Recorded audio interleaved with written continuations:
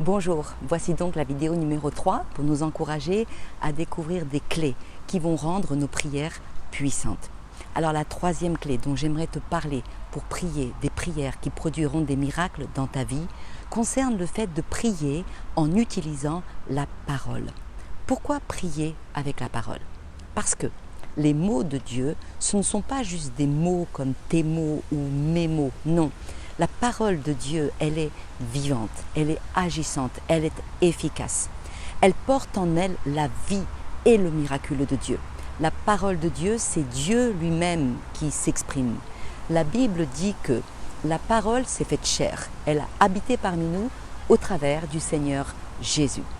Lorsque tu proclames la parole vivante de Dieu, c'est la présence du Seigneur de l'impossible que tu proclames sur toute situation de ta vie. Et là où Jésus passe, il y a toujours un miracle.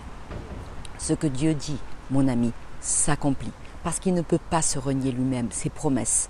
Le ciel, la terre passeront, mais sa parole ne passera jamais. Alors, je t'invite, lorsque tu t'approches du trône de Dieu, pour être secouru dans tes besoins. Je t'invite à t'approcher non pas juste avec tes propres mots, tes arguments, tes sentiments, qui certes comptent pour le Seigneur, c'est vrai, mais lorsque tu viens trouver grâce pour être secouru, approche-toi et rappelle au Seigneur ses promesses. Prends les mots miraculeux, vivants de Dieu, ses promesses infaillibles et avec un saint respect, une grande humilité, rappelle-les à la mémoire du Seigneur. Ésaïe 43 dit « Réveille à ma mémoire, rappelle-moi, plaidons ensemble, parle toi-même ».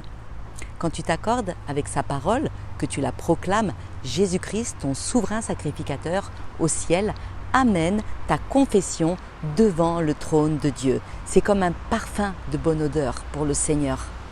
Lorsque ton cœur, rempli d'humilité, mais de foi aussi, s'écrie avec passion « Seigneur », tu as dit dans ta parole que ceux qui se confient en toi sont capables de renouveler miraculeusement leurs forces. Seigneur, je te loue, parce que là maintenant, tu renouvelles mes forces épuisées.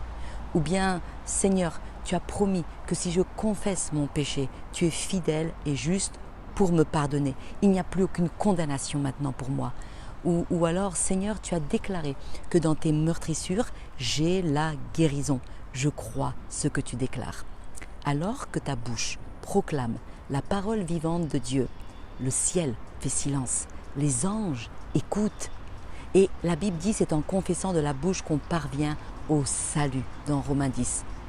Mon ami, comment allons-nous rappeler les merveilleuses promesses de Dieu dans nos prières si nous ne les connaissons pas? N'est-ce pas?